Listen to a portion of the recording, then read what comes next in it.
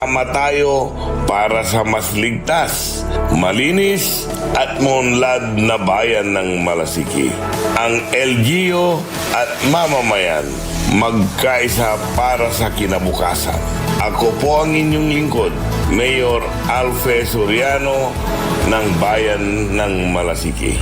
Parad aliguas, tan arangkaday kalasyaw, ang inyong lingkod sa ating bayan. Ang bawat isa ay mahalaga. Sama-sama nating itaguyod ang disiplina, malasakit, at tunay na pagbabago. Sa tulong ng inyong suporta, patuloy nating mapapalago ang ating komunidad. Malinis, ligtas, at maunlad. Isang mensahe mula kay Mayor Patrick Agustin Caraman. Kasama ninyo sa bawat hakbang tungo sa progresibong bayan. Alagang Caraman, Kalasyaw, para sa lahat. Popular sa balita, popular sa musika. Pangasinan Govwaves Network Corporation. Sa Pangasinan, we are the number one pop music station. WJE 88.1 FM Radyo Pangasinan. Paboritong ang kabataan at matatanda. Paboritong pakinggan sa bus, tricycle, jeep at mga opisina. Paborito mo, paborito ko, paborito natin lahat. DWJE 88.1 FM Radyo Pangasinan. Number one pop music station. Paborito. Ang susunod na programa ay rated GP. GP? Ano yun? Garantisadong pampaborito. SPM Saray Balitan Matua ed Radyo Pangasinan. Programan magipasabi na Saray Matuan nagagawa ed balay, probinsya, bansa, tanjat intiron mundo. SPM Saray Balitan Matua ed Radyo Pangasinan. Kaulok, Kaantabayo, say lawas kaaro tang kapaborito yo. Joseph Kanilang Bakani. SPM Saray Balitan Matua ed Radyo Pangasinan. Lunes hanggang Biyernes, alas 9 hanggang alas 10 na kabuwasan. SPM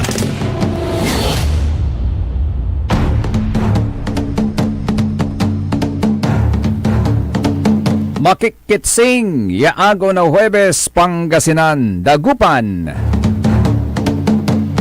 Kaya rin, nasay likna ay balay, nasay kapaborito tayo na RJ Jimenez, Wadjala.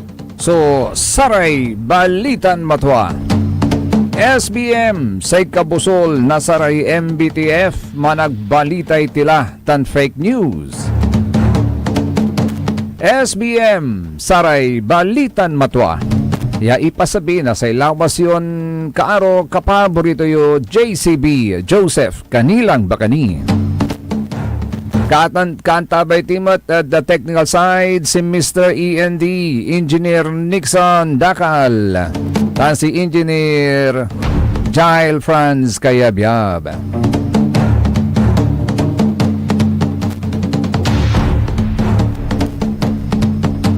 Agaw na Huwebes nata natatang tanagagik pet sa 2 at bulan na Hunyo. Ne, agmini apilat kay kalendaryo midyahay. Pilatan ko pa na ne.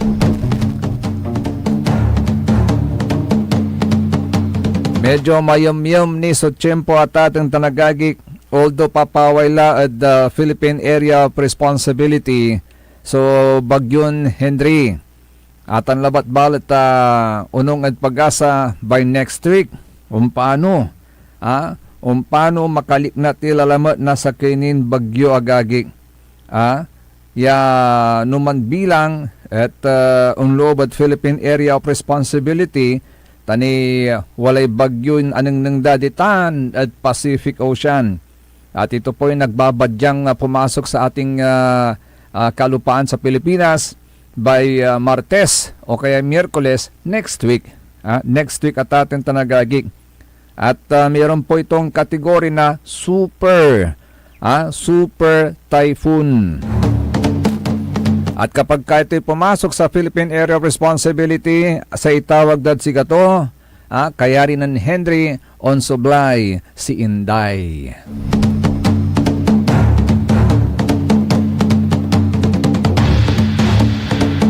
Kaya ingat-ingat lamang po lalong-lalo na po sa ating mga estudyante na pumapasok sa mga eskwelahan. Pero dapat doble ingat pa rin po kayo kasi niyan tuya lamat ay rin ng papoya balita agagik. Ya wala lamat so sara may estudyante ya na i-involve sa tay na aliwan paltugan saksakan. Duwaran estudyante lalamat kaluuloob na sa primerong agaw na bulay Hulyo wala insidente lamat na stabbing.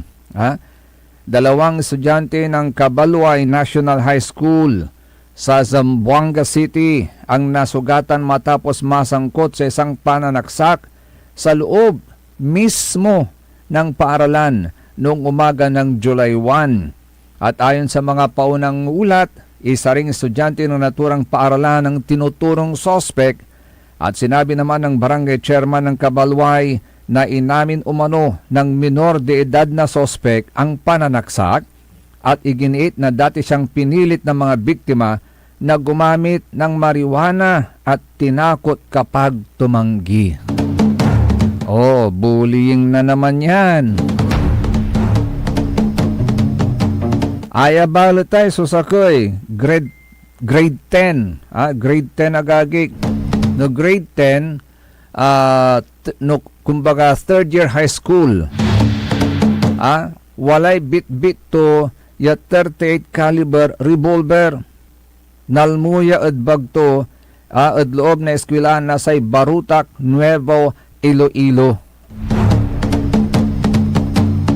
Nang nangyuraraya so sa may ugugaw, masyadong mapusok. Pero lanti, aray urumditan, gagaundatan lapod, nabubuli po sila. Alam po ninyo, para hindi po maging bully yung mga anak po ninyo, may role din po ang mga magulang po dyan. Napakalaki po. Kaya sa mga magulang, you have to create a safe and open home. Dapat meron yung napansan sa human so sa may trusting relationship. Tayo may trusting relationship, may balbalag so may tiwala na sari anak yun si kayo, yamin na sa may liknaanda, malikat man iray maarman, ni bagadad si kayo, ni busngaw dad si kayo. Ang gapoy apprehensions on their part, bagadad si kayo, nanto'y nalilik na yo. Kanyan importante kasi, naringal yo so sa may buses, dahil sa may pampapas no kanyuran tampul. Tano, nanangnang daya, medyo mapasnok so sari atang da, ngal-ngali agda ni baga, ni busngaw so sa may liknaanda. So that is very important. You have to foster trusting relationships. Encourage open communication. Listen without judgment. Kayo mamapas nung yatampol. Dengal yun so sa may rasunda gauntan. Then create a safe space to talk where the children can talk freely with you. Gauntan. Then express unconditional love. So that's creating a safe and open home. But beyond that, you also have to build empathy and emotional intelligence. Anto igabay itong ibagaya. Bangatan nyura na sa may respect for self and others. Model kindness. Be a model of kindness and compassion. Help identify and manage emotions. Discuss the impact of their actions. Ibagayod si kara, so sa may pros and cons, sa may action si gawan da. Tapen na mutuk-tuk da, natalusan da, non-twin the pag, action da. Antadan ibiig may duga, tan aliwa. Promote tolerance for differences. Diba? So again, Build empathy, ulitin natin, create a safe and open home. Build empathy and emotional intelligence. And another thing, monitor online activities and behavior. Set a clear digital rules and boundaries. Walay oras na panag-cellphone. Supervise social media use. Discuss online responsibility and safety. Look for signs of cyberbullying and teach to disconnect when stress agagi. Ha? Oh. And the last one, you have to recognize the signs and intervene early. Aral yu so kiwas galaw nasaray anak yu agagi. No say kiwas galaw it's something very abnormal. Aliwan sinasama yung dating kakagalaw to, kakikiwas o atatin tanagagig, then there must be something wrong. At sa may behavior masami ugaw. So, you have to watch for changes in mood or behavior. Notice physical injuries or possessions. Check academic performance changes.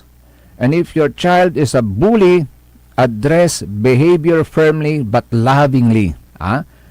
Address the behavior firmly but lovingly. Implement consequences and teach empathy. And then seek professional help like from help coming from the counselors or teachers no agyula nayarian. Numan bilang. Pero siyempre watan ni susamay guidance nasaray ateng. Tanunilawan irarate gugaw kapan gawaran na sa kuya krimen ag yun ibagan wala po kayong pananagutan ng mga magulang. Meron po kayong pananagutan sa ginawa ng inyong mga anak. May pwedeng absuelto kayo sa kasong kriminal pero hindi naman kayo maliligtas sa kasong sibil. Sa sibil, kaya kinakailangan meron kayong babayaran pag civil case, di ba?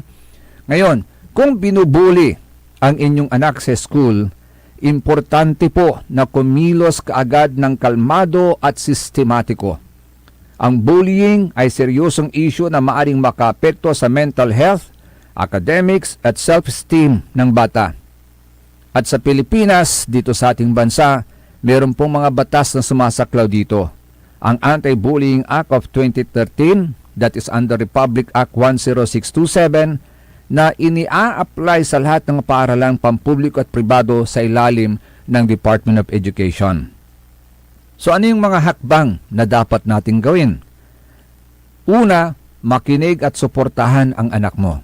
Gaya ng nasabi na natin, bigyan ng oras para magkwento ng walang judgment, sabihin sa kanya na hindi siya nagkasala at nandito ka para protektahan siya.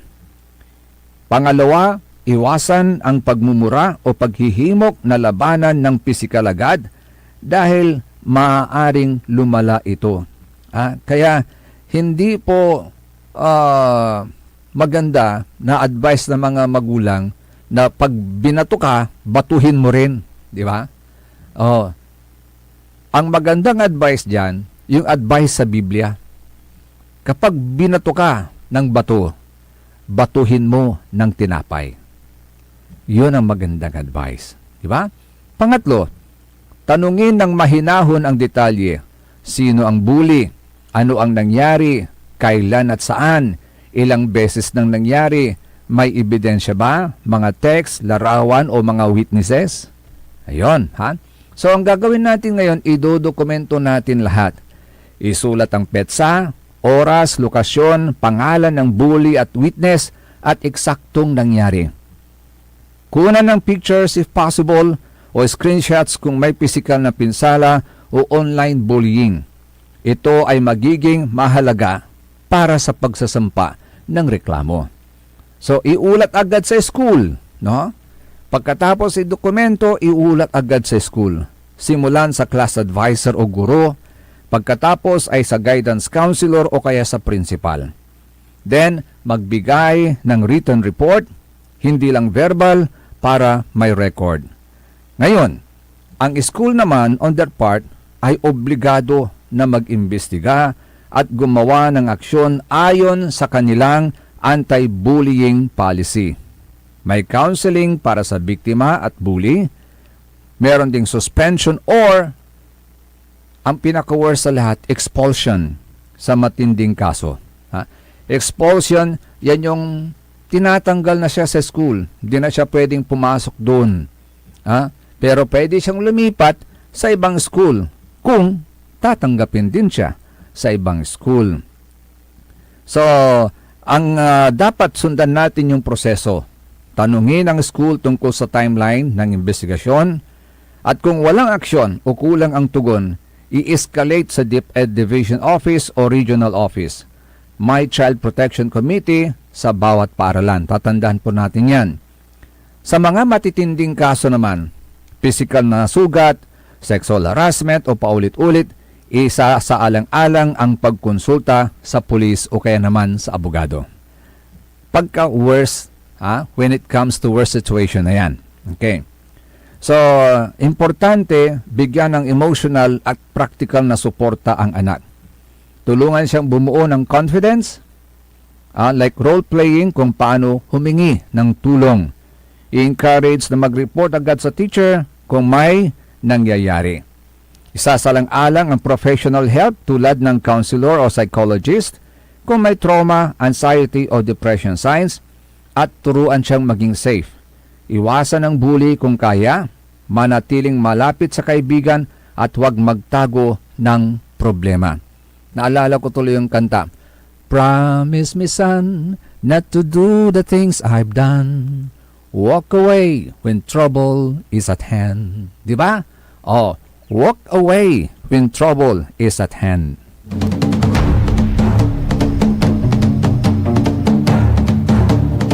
Pero ito sinasabi nila ngayon, Pilipinas, nasa upper middle income country status na. Ayon po yan sa World Bank. Talaga ha? Ano ho bang ibig sabihin ng upper middle income country status ng Pilipinas na yan ayon sa World Bank? Ito po ay isang opisyal na economic classification batay sa gross national income o GNI per capita. At ang tumutukoy dito ay ang World Bank. Paano ito tinutukoy ng World Bank? Ang World Bank ay naghahati sa mga bansa sa 4 na income groups bawat taon. Karaniwang ina-update ng July 1 gamit ang Atlas method para sa GNI per capita sa US dollars.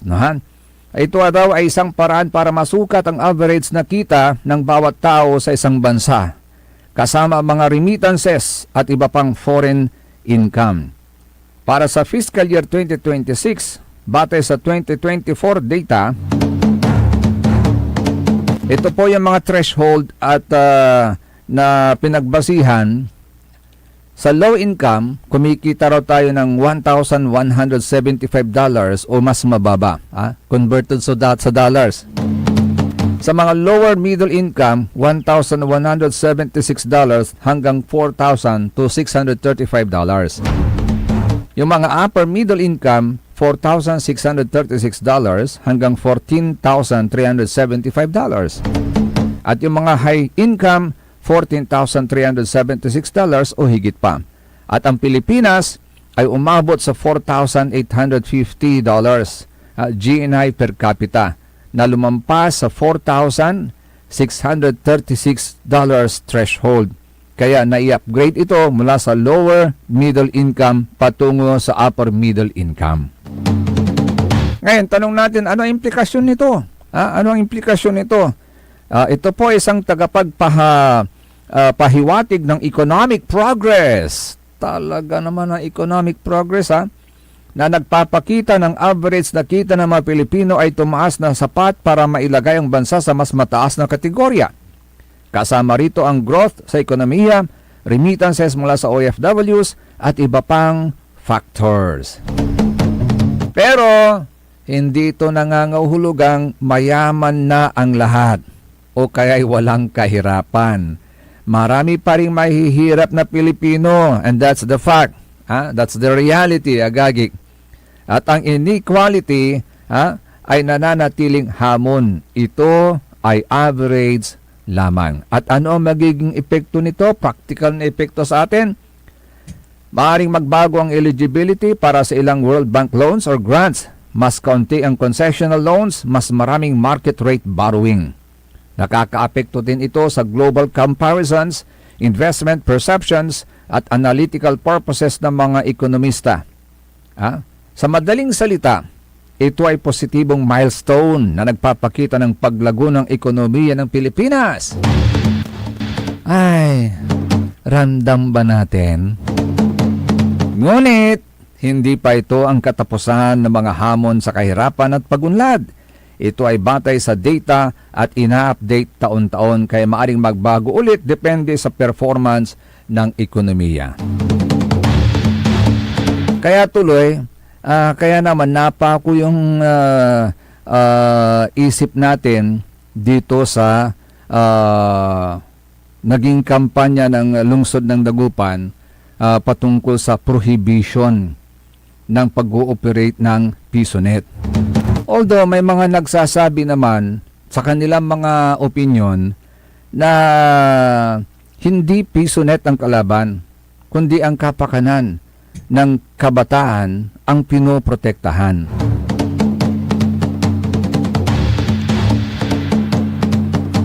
Kaya lang sabi naman natin, sabi naman at atong tanagag naman natin, ito meron tayong kasabihan na do not kill the goose that lays the golden egg. Nang ibig sabihin po yan, mga kapaborito, lalong-lalo na sa negosyo. Ito kung sa negosyo o kay investment, do not overtax or mistreat your business employees, customers, or suppliers just to squeeze more profit now. Kwantura, Or on economics and policy, governments or companies should not impose excessive burdens like high taxes, harsh regulations that drive away productive industries or talent.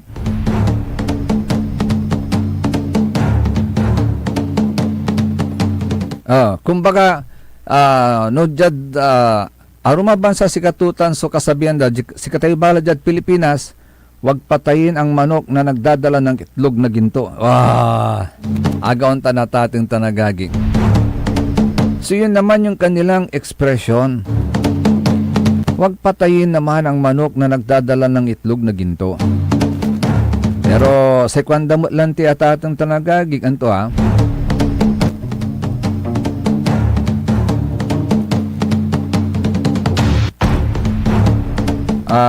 most regulations kasi on PisoNets at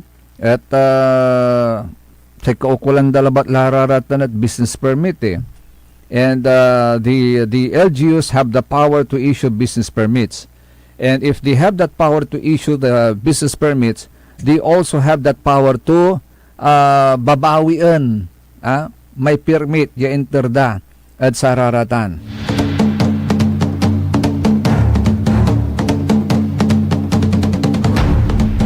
But then again, sa kwandalan ti agagik, dapat kinonsider din nagkaroon, ewan ko kung nagkaroon ng talagang public hearing or public consultation regarding that. Or nagkaroon ng compromise agreements between the LGU and the operators ng mga PisoNet. Kasi kapag pag-uusapan naman po natin yung due process or fairness, dapat sana may nangyaring ganon so that the Sangguniang Panlungsod will be guided accordingly kung paano nila ika-craft yung kanilang ordinansa para hindi naman mamatay o mawalan ng negosyo yung mga nag-ooperate ng PisoNet. Kasi may mga pamilya din ng mga yan nag-unta na tatin tanagagig. So, I don't know if they conducted such, pero sa kwantumaklantin ng Councilor Joey Tamayo at sa may reaction to agagik at sa may sakoy postda at sa tay operation na PisoNet at ating tanagagik at wala may kwantod sa may imposed agagik yung batda at sa tan wala ray komento jad sara may komento da talagang imbes ngaw nasara may tutuo, so sa may liknaan damat. Pero sa kwento mo lang tinan, Councilor Joey Tamayo, at sa may abat to atatan tanagagig,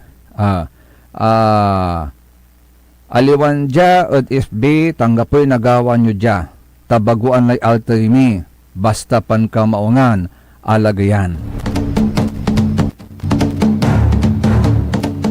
Well, tuwangat, baguan lay altoy data, abay lalantin Councilor, si Councilor Joey Tamayo, agaunta na tating tanagagig, at tanlaba lanti, sa reaction na totoo, sana in-explain na lang na maayos. No? In-explain na lang na maayos sa taong bayan, ano bang nilalaman, objective purpose ng naturang ordinansa.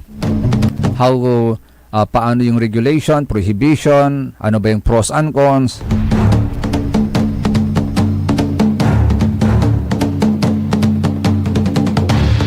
O nagkaroon ba ng public consultations, agaw tanatatang tanagagig.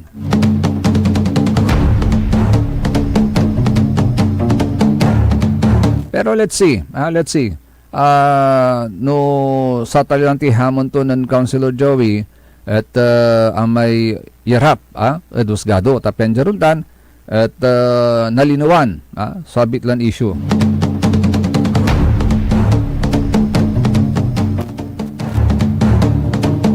Pero I doubt no pangastusan danitan ay mabmable so bayar at abogado agauntan.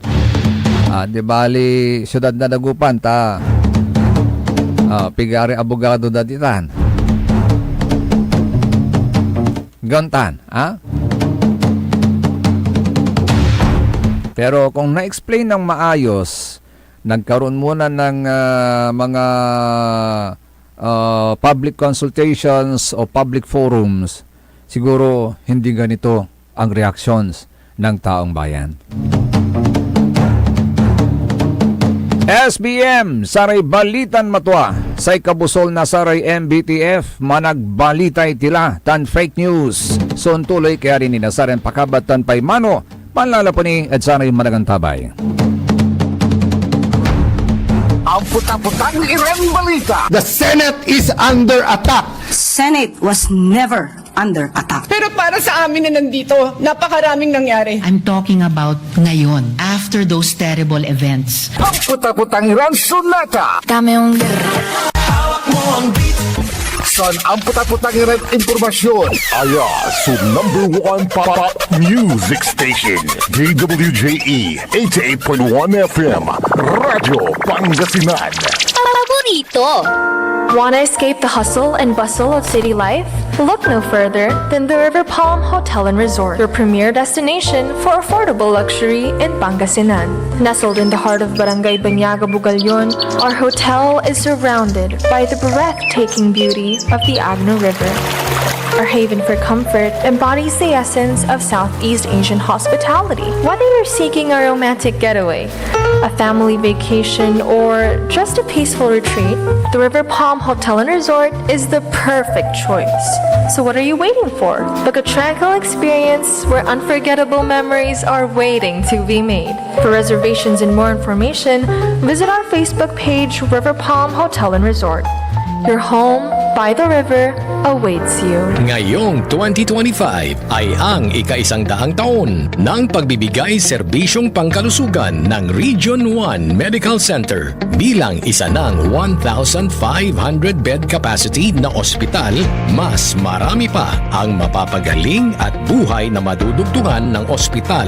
Di lamang sa Pangasinan kundi sa buong Northern Luzon. Sa tulong ng 12 accredited residency training programs at 13 active specialty centers nito: Cancer Center, Dermatology Center, Eye Center, Heart Center, Toxicology Center, Burn Care Unit, Center for Mental Health, Acute Stroke Unit, Geriatric Center, Infectious Disease Center, Kidney Transplant Unit, Lung Center at Trauma Center. Patuloy na mangunguna ang R1MC sa pagpapaigting at pagpapaibayo ng dekalidad na healthcare delivery hanggang sa susunod na siglo. 100 years of healing, compassion, and service. Region 1 Medical Center ang inyong partner sa kalusugan. Region 1, number 1. Asahan po ninyo ang dekalidad na serbisyo sa Region 1 Medical Center at ng Department of Health. Ito po ang inyong lingkod, Dr. Joseph Roland O. Mejia, ang inyong Centennial Medical Center Chief ng R1MC. Sa bagong Pilipinas, bawat buhay mahalaga. Talaranan sa paboritong herbal ng bayan, E-Karma Health Option. Kaiba sa paboritong doktor, Dr. Glenn Soriano. At programan Early in the Morning, alas 7 hanggang alas 8 na kabusan. Kada Sabado, Jalabat at paborito yon istasyon, DWJE 88.1 FM, Radyo Pangasinan. E-Karma Health Option. Mare! Kabigla ka naman, Mare, ha? Grabe, gimagana ka ah. Mari, di mo sinabi na uwi ka pala ng San Carlos. Ay, oo. Namiss ko na kasi dito ang pamilya ko. Ito na palang San Carlos ngayon. Grabe, Mare. Ang laki na ng pinagbago. Siyempre naman, Mari, alam mo ba na dito sa syudad natin, malaki na talagang pagbabago. Mula sa mga infrastruktura, nandiyan na mga konkretong daan at mga bagong pasilidad. Wow! Meron din tayong trending na ayos, kalusugan karavan na nagbibigay ng libreng serbisyong medikal. Palit-palitan, ha? Saka, nandyan din ang mga programang pang-agrikultura para sa ating mga magsasaka. Ay, wow! At higit sa lahat, Maria, ang pagpapanatili ng peace and order ng ating syudad. Perfect! Di lang yan, binibigyan din ng halaga ang kapakanan ng lahat ng tao at pantay na karapatan sa mga serbisyo ng gobyerno. Grabe, Mare! Ang bongga na talaga ng San Carlos. Parang ayoko na bumalik sa ibang bansa. Oo, Mari. Kung ako sa'yo, dito ka na lang sa San Carlos. Dahil sa San Carlos, tunay na subok na ang serbisyong ayos. Mayor Julia Ayo Resuello po, kasama si Vice Mayor Jose Resbox Resuello at ang Sangguniang Panglungsod ay nandito upang umagapay at magserbisyo sa ating minamahal na syudad. San Carlos, maunlad, ligtas at maayos. Paborito ng kabataan at matatanda. Paboritong pakinggan sa bus, tricycle, jeep at mga opisina. Paborito mo, paborito ko, paborito nating lahat. DWJE 88.1 FM Radyo Pangasinan. DWJE 88.1 FM Radyo Pangasinan. Paborito. Ang lahat ng opinyon at pananaw sa susunod na bahagi ng programa ay galing sa host anchor at panauhin lamang at hindi pananaw ng mga producers at ng pamunuan ng DWJE Radyo Pangasinan at Pangasinan Gulf Waves Network Corporation. SPM Saray Balitan Matuwa at Radyo Pangasinan. Programan magipasabi na Saray Matuan nagagawa at balay. Probinsya, bansa, tandyan intiron mundo. SPM Saray Balitan Matuwa at Radyo Pangasinan. Kaulok, Kantabayo, say lawas karo tangka paborito yo.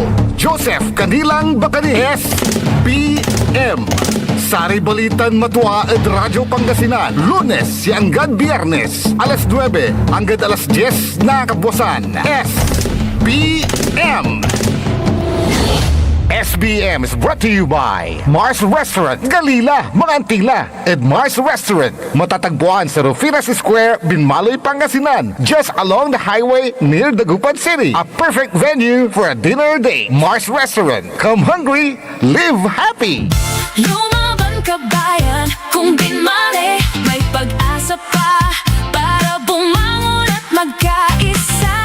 Tumindig ka bayan, kung binmali, hawak kamay nating harapin ang maayos na bukas at ihatid ang serbisyong agad maaasahan. O bayan, kung sinilangan, hindi ka nag-iisa, hindi ka iiwanan, ika'y sasamahan.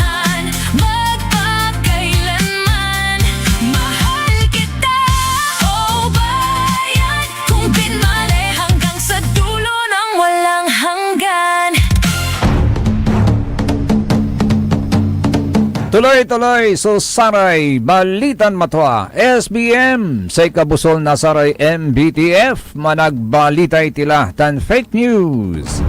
Kantabay yun ni sa ilawasyon kaaro kapaborito yo JCB Joseph Kanilang Bakani. Alas 9:38 lagagig sa oras tayo. May updated operating hours lang po ang ating Mars. Ano ha? Chef OS. Yan. Monday to Thursday, open po sila 3 p.m. to 10 p.m. And then Friday to Sunday, 11 a.m. to 10 p.m. So come hungry, live happy. Likewise, hello and good morning kay Sir Maxi Solis, sa mga single ladies ng Barangay Basing, si Nana Bihing, Nana Kunching, Nana Perla, aka Doktora Tansi Kagawad Esperanza, kay Bamatladan, si Madam Emma Alipio. Sa presidente na senior citizen at Barangay Basing. Untanmat, binabati rin po natin yung mga nakikinig po dyan sa One Wash Muna Laundry. Dyan po sa Barangay Payas, sa bayan po ng Santa Barbara, Pangasinan. One Wash Muna Laundry. We wash, you relax.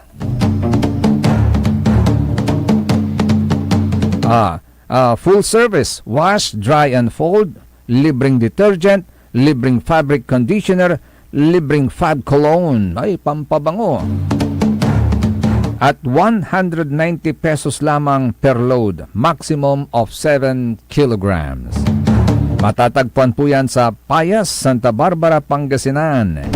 Malinis, mabango, maayos ang pagkakatupi.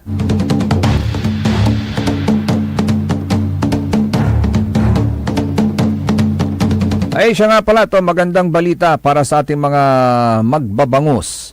May programa po ngayon ang Bureau of Fisheries and Aquatic Resources. Tamang-tama po yan sa bayan po ng Binmalay kasi marami po magbabangus po dyan, lalong-lalo na po doon sa banda rin namin, sa Barangay Mangkuro, Balugo, Dulag, tsaka Basing, ay maraming magbabangus po dyan at maraming mga bangus magnate po dyan. So sinusulong po sa ilalim ng Bureau of Fisheries and Aquatic Resources o BFAR ang National Bangus Development Program na naglalayong palakasin at patatagin ang produksyon ng bangus sa bansa. Sa pamamagitan ng mga makabagong teknolohiya at pamamaraan, layo nitong higit pang payabungin ang industriya ng ating pambansang isda na tinuturing na malaking bahagi ng lokal na ekonomiya at agrikultura.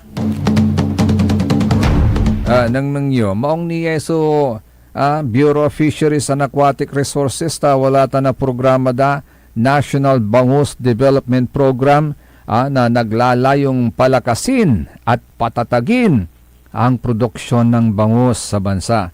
Anunot ang kulalaingan may grupon sa mapa.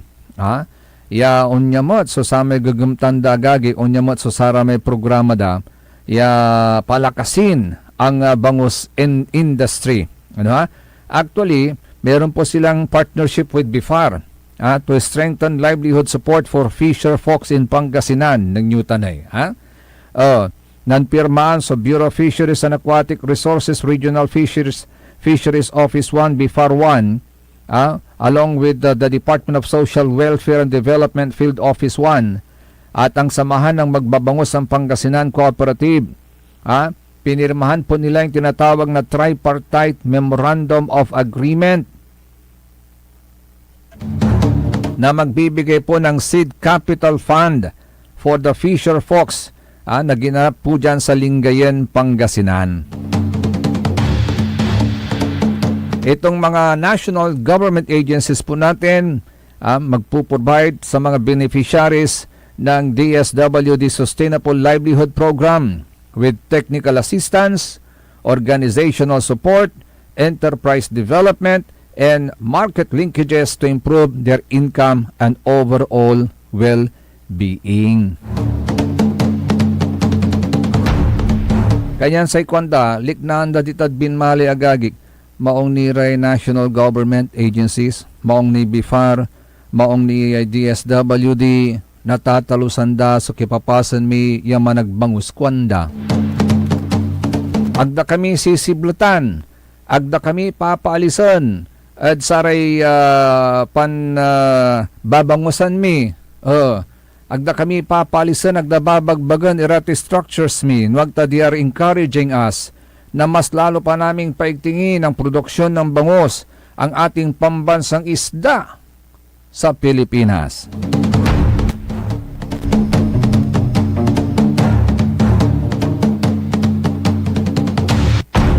Si katulaya may ibabaga tayo at ating tanagagig, agmo aablugan, agmo papatuyon, imay manok, yamani itlog na balitok, agauntan, agmo papatayon, agmo aablugan, imay manok, ya maniiknol na balitok. Ta in the long run, at the end of the day, aratan ya manok, ya maniiknol na balitok, at sikatutan sa mangitar na kayamanan, at kaban na balay. What do you mean kayamanan at kaban na balay?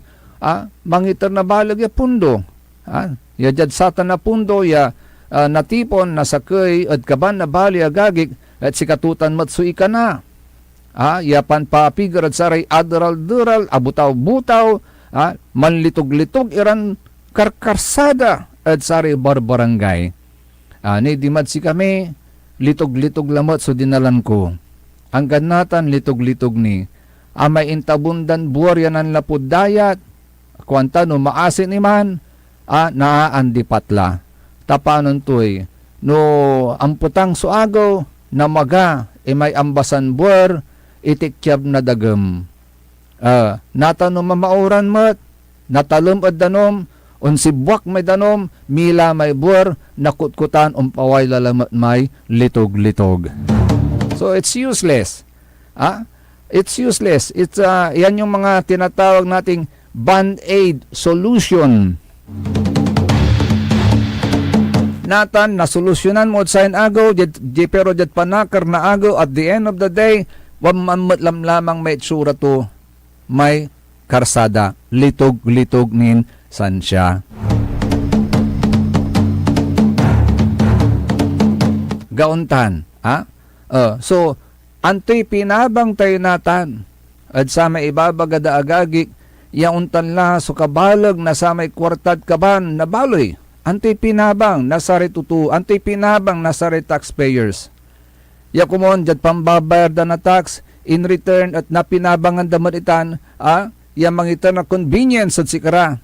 At sa ti panbiyahe da, manlapod kaabungan da, unlobad sari trabaho da, and then jad kasasumpat lamot, manlapod trabaho ya sumpot at abong, pero along the way, say kasaw mo lay kasaw mo agagi, isang kalamot undalan, at litog-litog ya daladalan,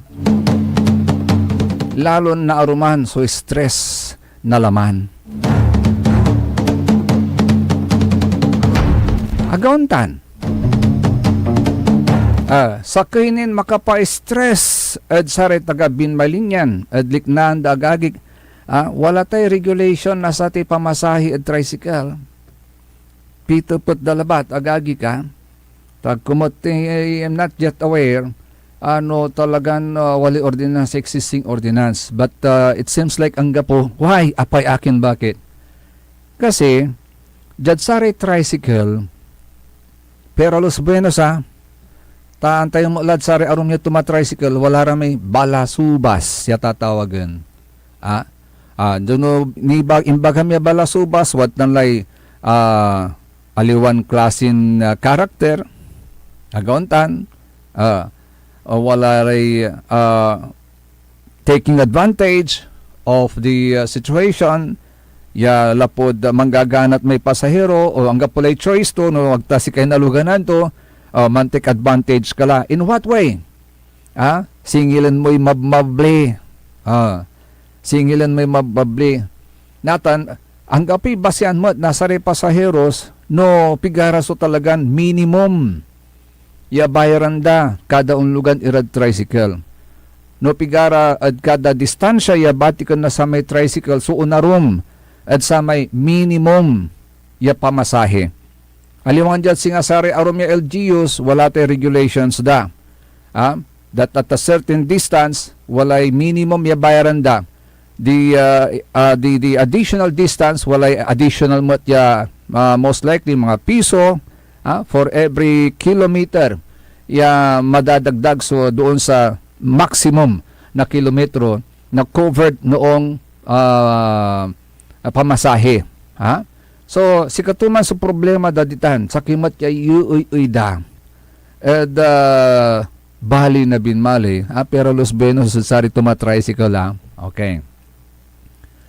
Wala ta susama minimum fare yan na pagyatungbukan ditan. No pigara so minimum fare at the loob na let's say 5 kilometers or 10 kilometers and pigara so additional beyond 10 or 5 kilometers wala ta so untan yung existing ordinance itan mapagaray commuter si arom agdalan na talusan no pigaran talagay pamasahida noon na doon dimadsi kami natalusan ko ni medyo araw dawi from tumetawag tuyain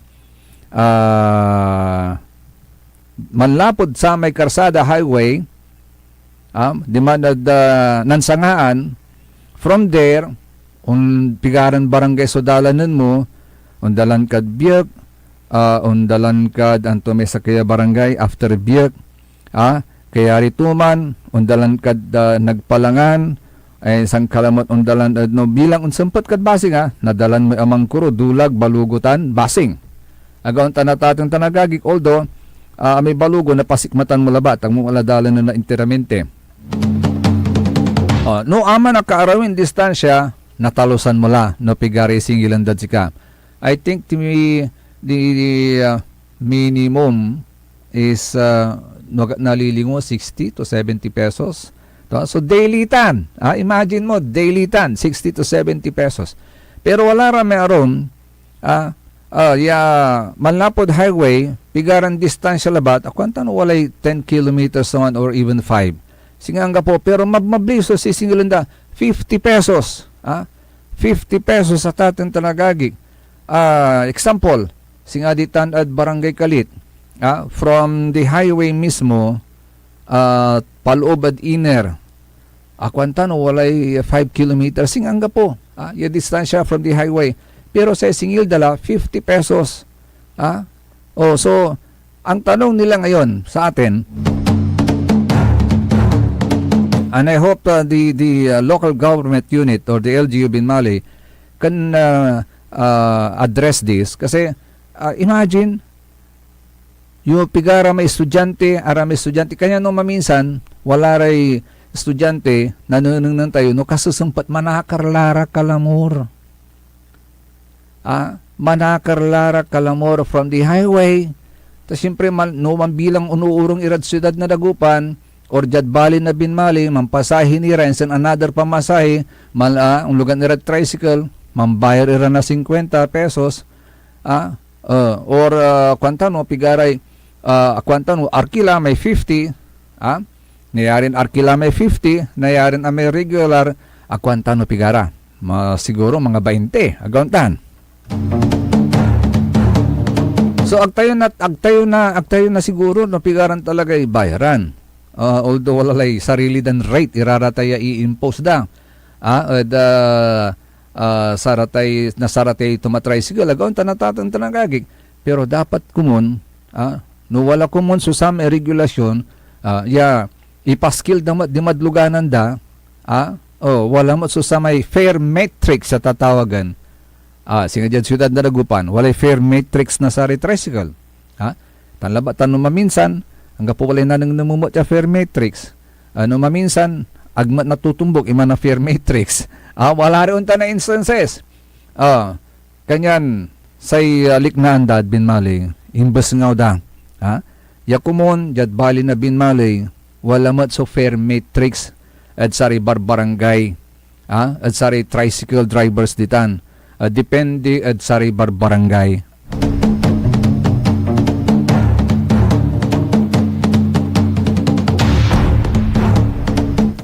Fair metrics, kaukulan, nagkalalod sa rin panahon, tani, mabmabli sa saliwan, mabmabli gasolina. We can understand the plight mat na sara may tumatricycle. Siyempre mablilay gasolina mat, kerosene at ating tanagagig agauntan. And mostly mat at sari luluganan niya tricycle natan sari gagasolina dan, wag nalilingo, ang lidan mat anta.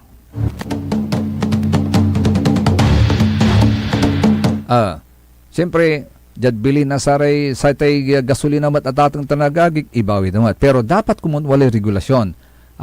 Sikatutan so pikulyaw da, ang lapiga, na liknamat, nasaray managpanday na lay tayo, susatan niya likna, nasaray tagabinmali, matuan liknaan, nasaray tagabinmali, at sa tay problema dat sa tay pasahi at tricycle.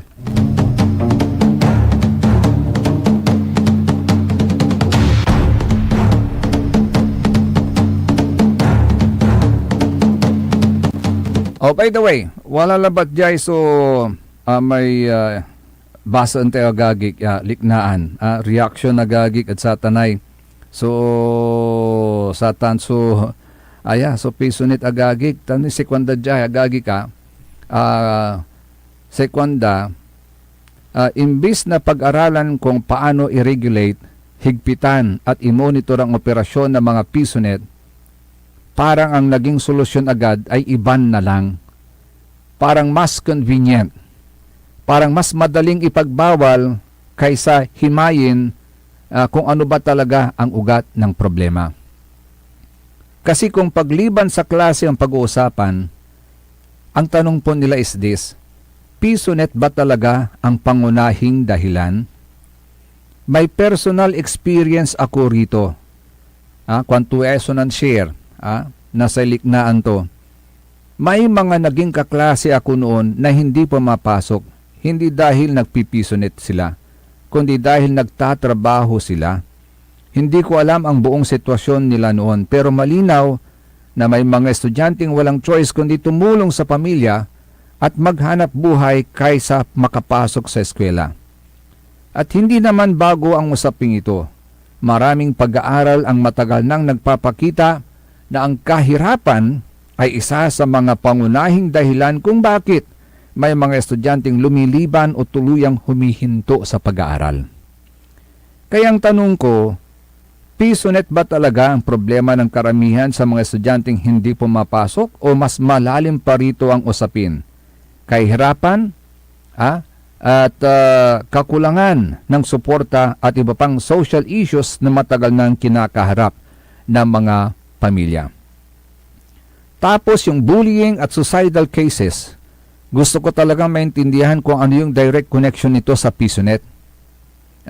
Sekwanda Mayor Rotkos, dapat ang hinahanap natin, hindi yung pinakamadaling masisi. Hindi yung pinakamadaling masisi.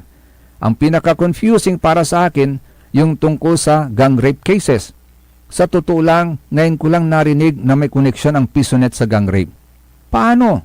At kung mayroon mang koneksyon, hindi ba mas usapin nyo ng supervision, child protection law enforcement, at regulation kaysa sa mismong pisonet?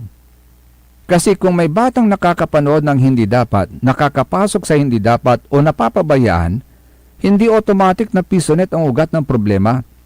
Ang tanong, bakit nangyayari yun? At bakit hinayaang mangyari yun? O nga naman, ano ha? Diyan ba mismo talaga sa pisonet nangyari yung gang rape? Anong sabi ng may-ari? Wala bang nagbabantay sa pisonet? Sila lang ba mga nandun?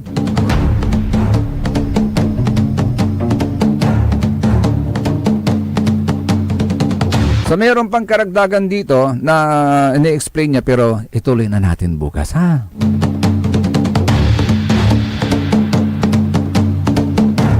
Basta importante, ang importante sa binmalay, huwag kang susuko. Manindigan para sa maayos na bukas. Manindigan para sa isang serbisyong tunay na maaasaan. SBM, Sari Balitan Matwa, sa kabusol na Sari MBTF, managbalitay tilatan fake news. So, aringalan nyo at ating tanagagi. Say Matwan lik na ay binmalay. Kaulop kantabayo say lawas yung kaaro.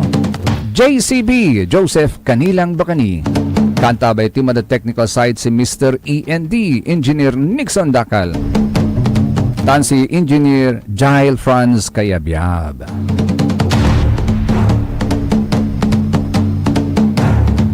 Abangan, susunod ka agad at ating tanagagik say punto por punto kay Atong Remo. Dito lamang sa number 1 pop news station ng lalawigan ng Pangasinan, DWJE 88.1 FM, Radyo Pangasinan, Paborito!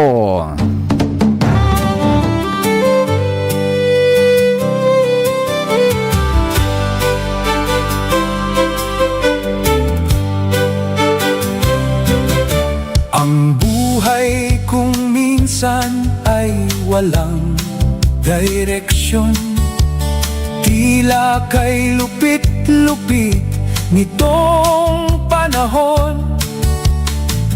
Huwag kang mawawalan ng pag-asa, kailanman ay di ka nag-iisa. Huwag kang sumuko, huwag kang manlumo, ituloy mo ang laban, bangon ka binmali. Ituloy mo ang laban, bangon ka binmali. Kahit ang landas ay magulo, masikip sa pagsisikap mo ay makakamdan ang nais. Kung may hirap daw ay may ginhawa, kailangan lang ang sipag at tiyaga. Huwag kang sumuko, huwag kang manlumo, ituloy mo ang laban, bangon o binmali. Ituloy mo ang laban, bangon o binmali.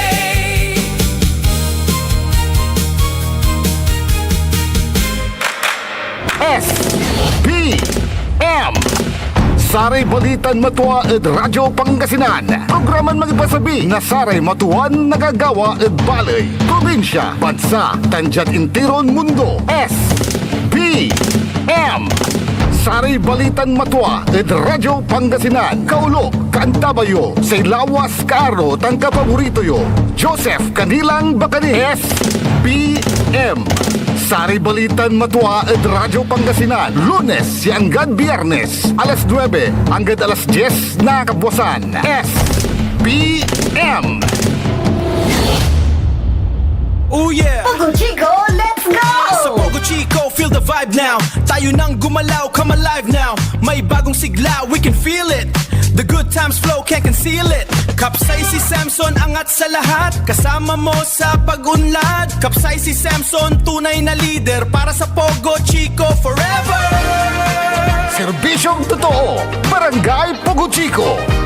Mga kababayan ko sa Malasiki, ang maayos at maunlad na komunidad ay nagsisimula sa ating lahat. Makilahok sa mga programa ng ating lokal na pamahalaan, kalinisan, kalusugan at kaayusan.